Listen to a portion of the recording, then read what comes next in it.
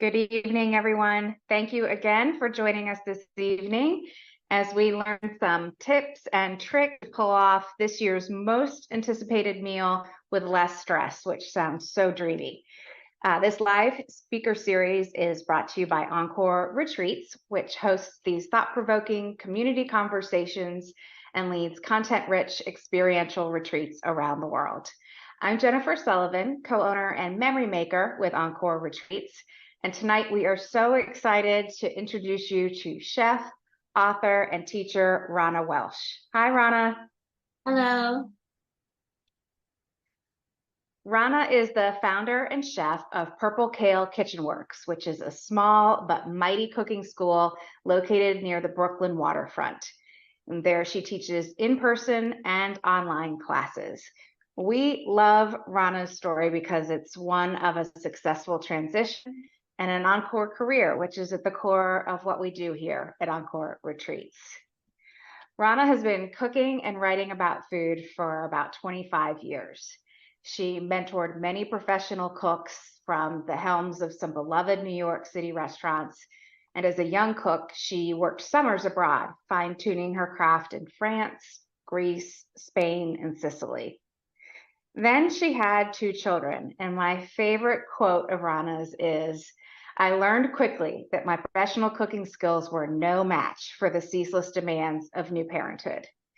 In her own words, she began to fail miserably and continuously at making the humblest dishes. She said she underestimated or undersalted the pasta if she didn't overcook it. She burned plenty of vegetables left steaming in a long forgotten pot. And she was tired and distracted all the time, which I think a lot of us can relate to. But as I said, she had her transition career herself. So she had a reckoning. She said this was very clear and humbling, and it pushed her in a new direction. She began to adapt restaurant practices to the home and cook with renewed determination. She stepped away from the kitchen line full time to focus her energies on setting up this new system. And since then, she's helped friends become more efficient, organized, less wasteful, and more confident in the kitchen. So she's helped them save time, money, and taught them how to cook with ease and confidence. And in the process, she discovered that she loves to teach. So her nimble way of cooking became the everyday foundation of all Purple Kale kitchen work instruction, and eventually for the content of her first cookbook. Through her years of teaching, she has assembled a Thanksgiving Toolkit, which is what she's going to be sharing with us today. So again, Ronna, we are thrilled to have you. This is so timely. We appreciate your honesty, your candor. As I said, I think many of us have been there, so we look forward to you making this easier for us. Thank you. Ronna is being interviewed by my business partner, Lisa Waltuck, who is the content creator of Encore Retreats. Hi, Lisa. Hi. We definitely encourage questions. If you would, put them in the Q&A box rather than the chat. It just helps us keep better track of them. And Ronna will answer the questions at the end of the interview. And you'll definitely want to stay tuned for the whole interview because she's got a special gift that she's offering at the end. So we'll also send out the recording of this session via email within the next few days.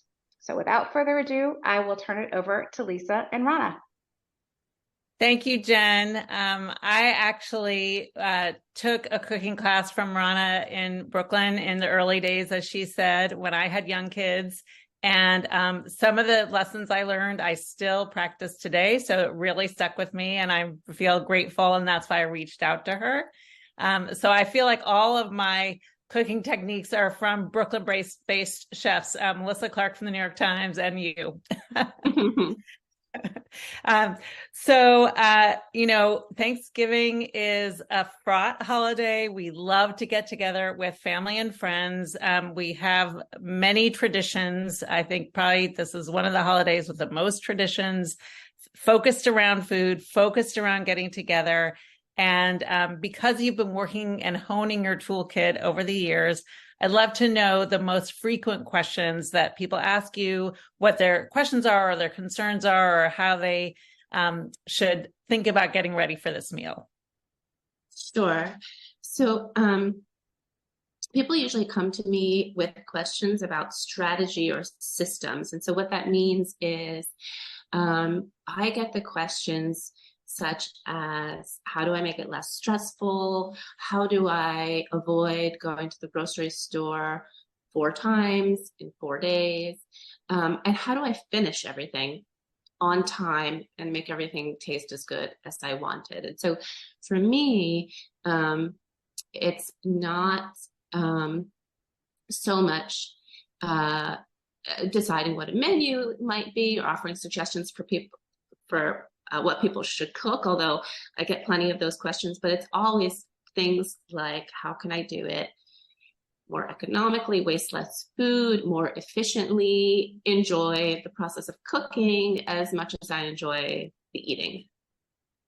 Right. And I think that's true. I mean, all of us have experienced running out to the grocery store for the fifth time in that day, you know, or just double checking what stores are going to be open on Thanksgiving Day. So what are some strategies? Like, do you have any just basic kind of containers we can sink into here for thinking about planning and prepping?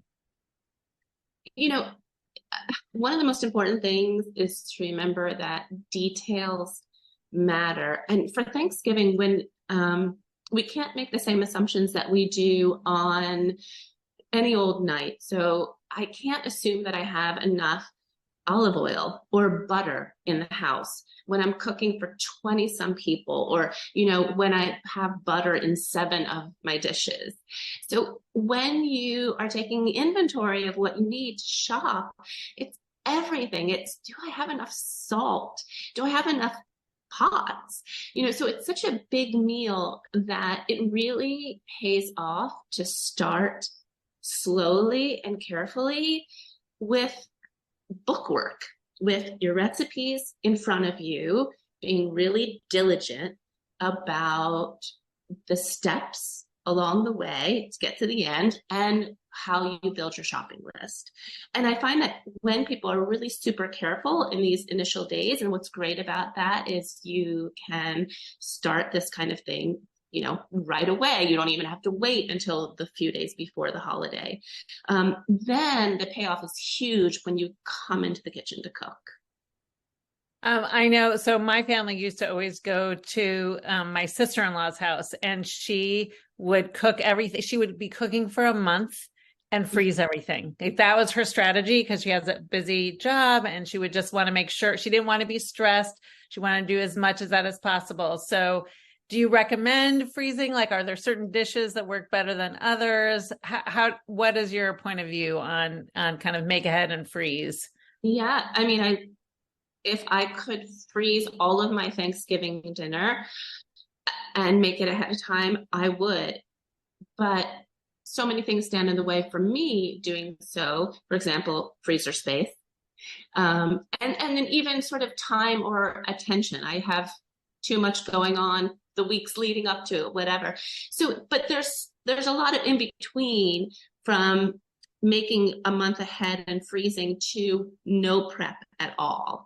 And it's really trying to figure out what works best for you. Sometimes choosing recipes that match the kitchen equipment that you have, or choosing recipes that some of which are last minute assembly, some of which are 3 days ahead assembly. So there's a little bit of that balance, but really, I think it's anything that you cook can be prepped ahead of time, and sometimes further ahead of time than you think. I mean, this is the reason that chefs can serve 100 people in a dining room a 4-course meal all at once, because they have some things prepped. So take your 100 customers and scale it down to your family of 20 or 30 or 5. And you want to sort of have the same readiness in place. Right. I think that's good. So, so just to be kind of very specific, like, what are some things that, that we could do ahead, whether it's, it's chopping or combining certain things, or making dough, or is there anything that we can really specifically make ahead, whatever it's 3 days, 5 days, a week, 2 weeks? Definitely. So what you just said, so anything that I like to think of a recipe in components. For example, you mentioned a pie. A pie has filling, crust. And so what of those parts can I make ahead? And it's important we think about how we're going to make it ahead. So yes, we can make the pie dough. It's important that we make pie dough and roll it out and mold it into our tart pan and then freeze it. We may not have time here. So there's like different steps of that prep. I also like to think of, stocks can be made ahead of time. Dressings can be made ahead of time. But I think one of the things that people often miss out on is to think in terms of kits.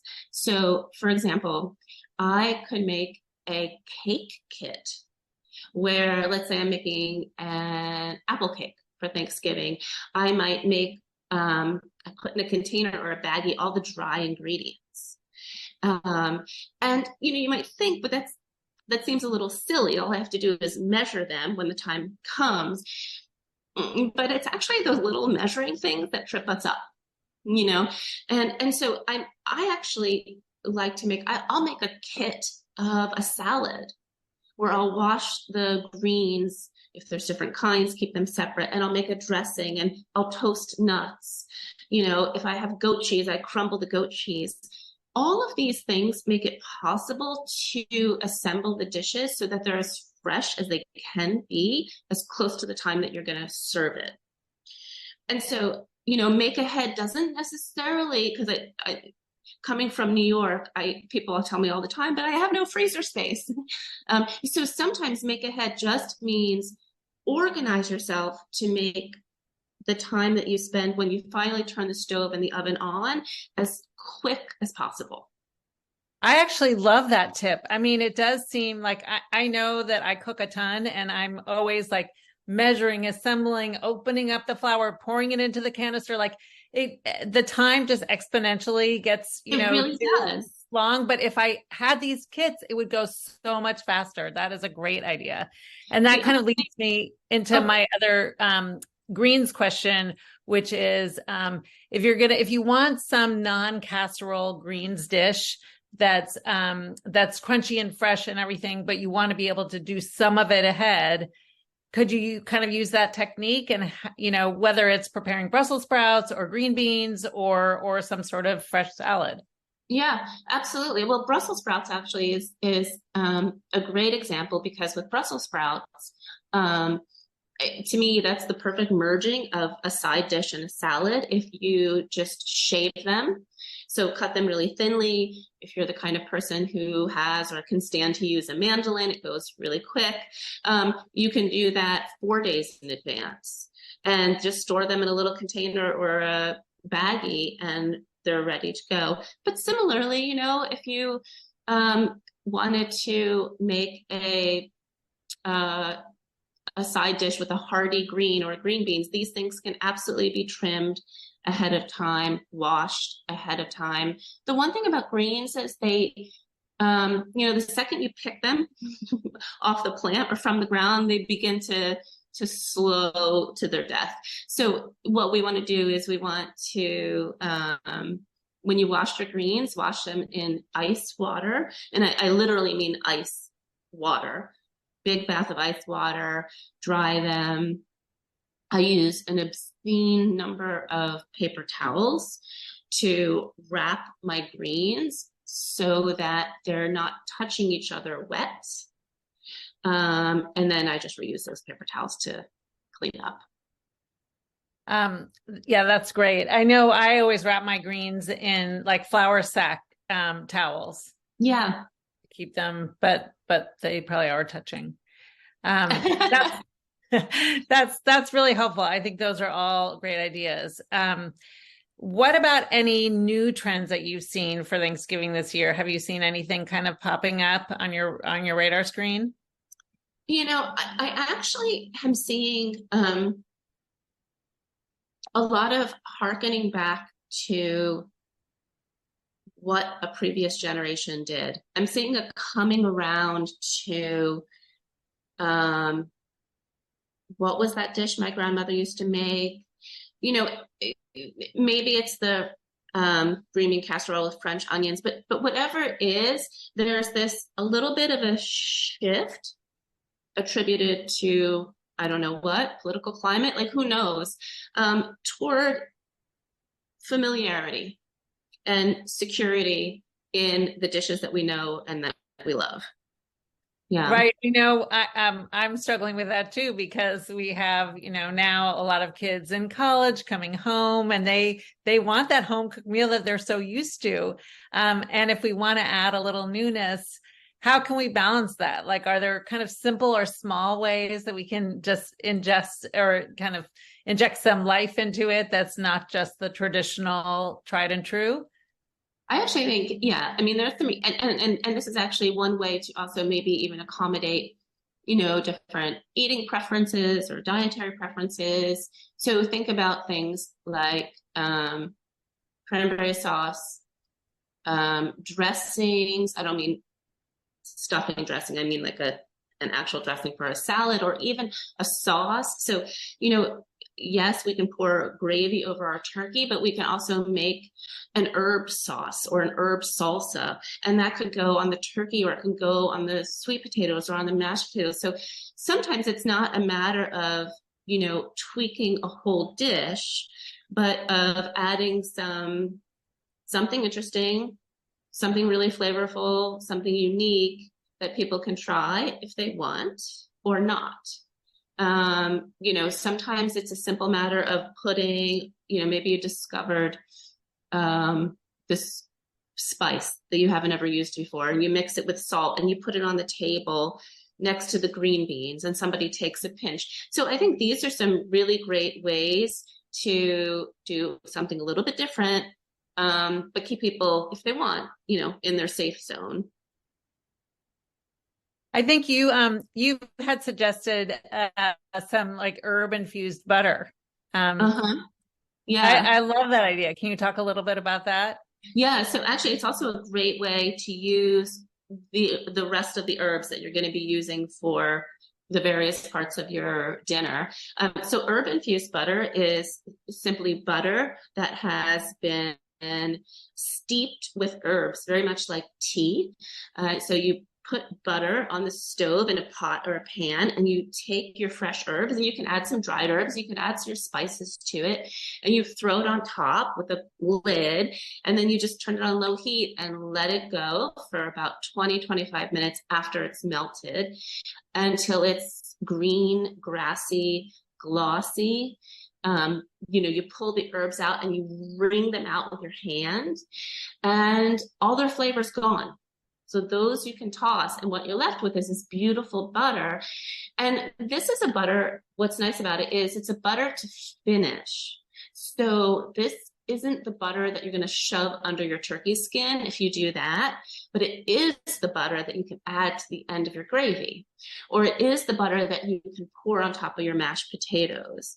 So it's really fragrant. It lasts forever. So then you put the rest in your fridge, or you eat it with your omelet the next day, or you put it on your turkey sandwich.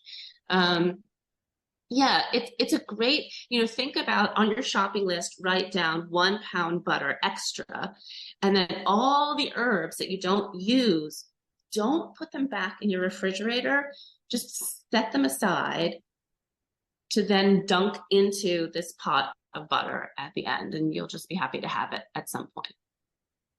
I love that idea. That's great. You did mention gravy, and I know that stumps people over and over again. It's just, people don't know how to make it. It's lumpy, it's tasteless, or they want a way that's not using the turkey dripping. So do you have a secret for gravy?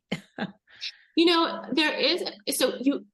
feeling is that you can't, unless you wanted to do, a mix or a powder or something out of a box. That's the ultra convenient way, of course. But all gravy is drippings, sort of drippings expanded.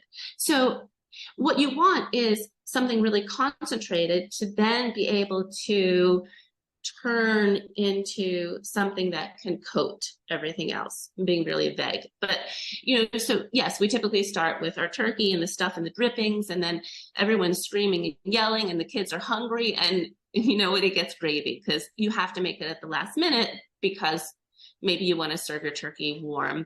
So what I do actually is I will roast a couple of chickens sometime in the month of November. Not necessarily together, but I'll have chicken for dinner, and I'll roast it in a pan, a baking pan, and then I save all that. It has to be a whole chicken, and the reason for this is it gives off the most drippings. So I'll save all the stuff from the pan. I'm not worrying about anything. I'm just going to scrape the stuff in the pan. I'll do that a couple times, and you get like a little thing of pan drippings. You just skim the fat off, which, by the way, is also delicious. So if you're into that, it's like really good on toast or mix. You can use that chicken fat with your bread for stuffing, for example. But the drippings that you have are super concentrated. So you can start there to then make your gravy.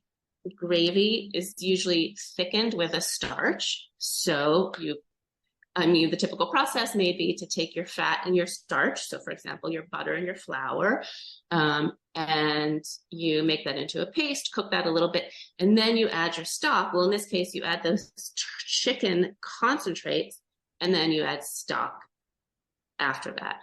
So yes, you're making it with chicken, not turkey. No one's going to know. Also, chicken is a little bit more flavorful than turkey in the end, but it's a really great way. And then you also get to enjoy the chicken, so you're just using the byproduct of something that you ate earlier in the month. I think that's great because, again, you're prepping, so it's like doing a little bit of work ahead of time. Yeah. So before we get into questions from everybody, what are three things, our signature question, what are three things that people can kind of take action on based on listening to you today? Okay. So if you, what I would say is figure out what you're going to cook most of the way, at least. Print those recipes out. And what I mean by that is don't dog-ear a bunch of books, but photocopy a page of all the recipes and then mark up those pages with what you need to buy. So it's how many times this recipe for stuffing do I need? Where's my ingredients? And then from there, you've got all the info you need to put your shopping list together. Great. So those are three. Did I say three? So choose what you're going to make. Yeah. The recipes. Yeah. And then mark them up. Yeah. Great. And there's awesome. more information. I have a ton of information about what I mean by marking up in the toolkit, which you all will get. Right. Great. Awesome. Thank you so much. I think Jen has some questions for you. Yes, Ronna, this was awesome. And now I'm hungry. Mm-hmm. We have a couple questions about leftovers. What's the best way to store them? How long do they last in the fridge? How long do they last in the freezer? And recipes. Do you have a couple suggestions on how to use them? Sure. I mean, so for leftovers, I actually think one of the things that gets forgotten is different size containers. If we want to store our leftovers beyond just the weekend, where on Friday you just take the same stuff out and you eat it again, and then actually getting different size containers so you can store the different things helps a lot. For example, you can't store this much gravy in a container this big, and what's nice is when you have a small container, maybe you'll be inclined to save this much, or maybe you'll be inclined to save this much stuffing when otherwise it doesn't make sense because this much stuffing isn't a meal for 2 or 4 or 5. But that much stuffing, if you put it in a small enough container, can then become a bread pudding for 2 later on. So I think the really the most important thing is, get yourself small, 3 sizes of containers. I do believe in labeling. I don't always do it, but this is really going to help you post Thanksgiving. Whatever you label with tape and a marker, just write on the containers, and say things like leftover stuffing, maybe for bread pudding. In terms of freezing, fresh vegetables and stuff suffer, the worst fate in the freezer. But, those are the things that, again, you just have to take them out. I play a game with myself where I'll put things in the refrigerator as leftovers, and then I'll take a couple things out that may be unrelated, and I'll sort of put them on the counter and see if they can't come together anew, distanced entirely from Thanksgiving. I would also advise that if you're going to freeze things, don't write Thanksgiving, Thanksgiving turkey on it. Write turkey, because what happens then in December, you're so not interested in Thanksgiving anything anymore. So just, or you write on it turkey for soup and some of that. So to me, it's taking the individual ingredients and freezing them in the smallest containers where they keep fresh, label them, using the things that are freshest first, and then trying to give a small clue to your future self about how you might use them later on. I love it. That's so helpful when you're not, think about it while you're in the moment so you don't have to think about it later. Yeah. Right. Yeah. We always would have scrambled eggs and quesadillas right after Thanksgiving because you can throw the fresh vegetables into both. So that would be like the leftovers were in the eggs or the quesadillas. So yes, exactly. You have mentioned your toolkit and gift that you've generously offered to our listeners. We'll send out via email with this recording. Do you want to tell a little bit more about the gift and the toolkit itself? Sure. So the toolkit kind of runs you through from, okay, you have your menu. How do you figure out what you can make in advance?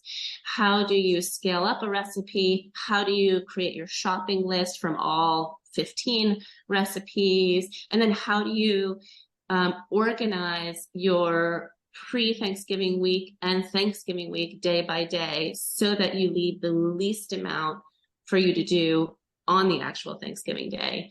And then at the end of the toolkit, there is a discount code that you can use, which is good up until, I think it's the day after Thanksgiving.